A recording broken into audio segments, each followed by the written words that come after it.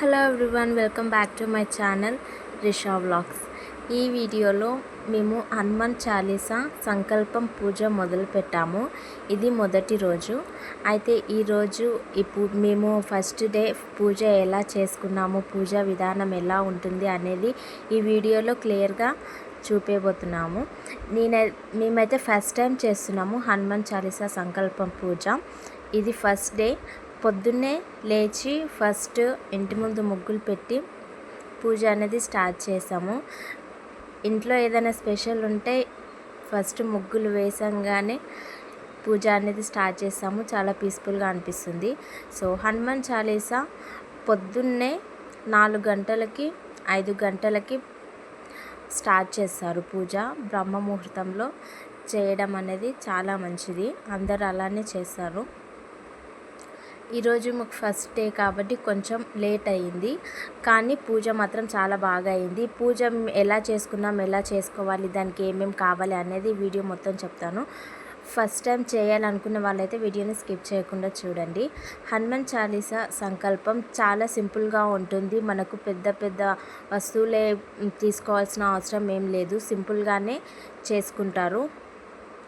దీనికి ఫస్ట్ మనం నార్మల్గానే ఇంట్లో పూజ చేసుకోవాలి. ఇంట్లో పూజ చేసుకున్న తర్వాత హనుమాన్ విగ్రహం ఫోటోని తీసుకోవాలి.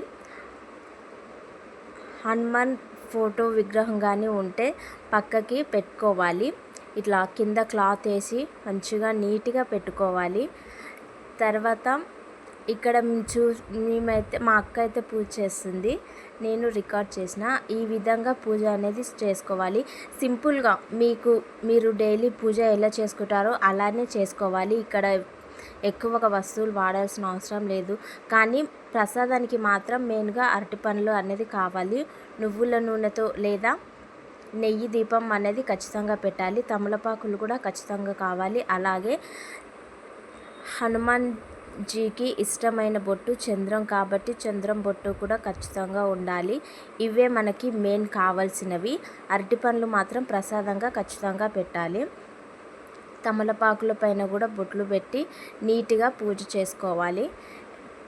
ఇక్కడ మనకి చాలా సింపుల్గా అయిపోతుంది, అంత కష్టమేమి ఉండదు. కానీ హనుమాన్ చాలీసా సంకల్పం అనేది చాలా పవర్ఫుల్ అయిన పూజ.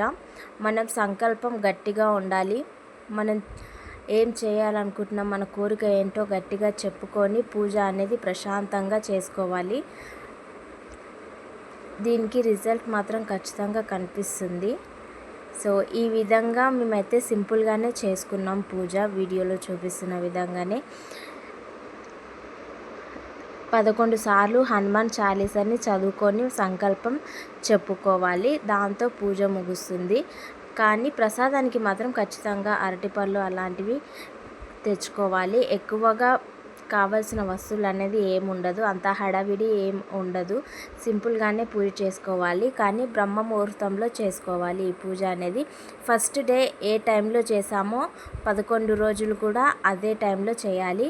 ఈ పూజని మంగళవారం రోజు మాత్రమే స్టార్ట్ చేయాలి. మంగళవారం రోజు స్టార్ట్ చేసి ఖచ్చితంగా 11 రోజులు అనేది చేయాలి. మధ్యలో గ్యాప్ అనేది అస్సలు ఇవ్వకూడదు.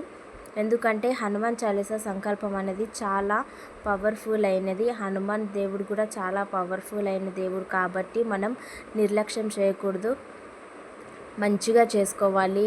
ఈ పూజ చేసుకున్నన్ని రోజులు పీస్ఫుల్గా ఉంటుంది. సంకల్పం అనేది గట్టిగా చెప్పుకొని హనుమాన్ చాలీసా 11 సార్లు చదివిన తర్వాత పూజ అనేది ముగుస్తుంది. ఈ విధంగా మేమైతే పూజ సింపుల్గా చేసుకున్నాము. మీరు ఫస్ట్ టైం చేసుకున్నట్టయితే వీడియోని స్కిప్ చేయకుండా చూడండి. అలాగే మంచిగా పూజ ఎలా చేయాలి, పూజ విధానం గురించి తెలుసుకొని పూజని మొదలుపెట్టండి. మీరు ఇంతకుముందే మీరు హనుమాన్ చాలీసా సంకల్పం తీసుకున్న వాళ్ళైతే కామెంట్ చేయండి. సో ఇది మా ఇంట్లో మేమైతే ఇలా చేసుకున్నాము. మీకు నచ్చితే లైక్ చేయండి, సబ్స్క్రైబ్ చేసుకోండి, కామెంట్ చేయండి.